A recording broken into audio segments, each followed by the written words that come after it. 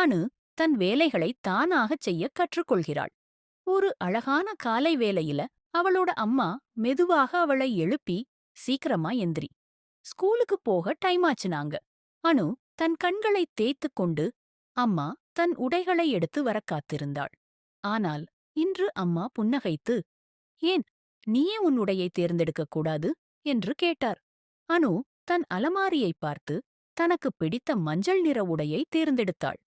Super என்று அம்மா சொன்னார். இப்போது நீ உன் போர்வையையும் மடிக்க முடியுமா என்றார் அம்மா. அனு முயற்சி செய்தாள்.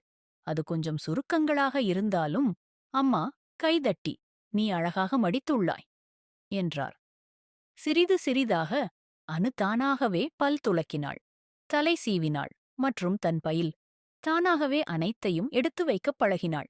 அனு வீட்டை விட்டு புறப்படுவதற்கு முன் அனுவின் அம்மா அவளை கட்டிப்பிடித்து, சின்ன சின்ன விஷயங்களை நீயாகச் செய்வது உன்னை வலிமையானவளாகவும் புத்திசாலியாகவும் ஆக்குகிறது என்றாள். அனு பெருமையுடன் புன்னகைத்தாள். ஆம், என் வேலைகளை நானாகச் செய்வது சந்தோஷமாயிருக்கு என்றாள்.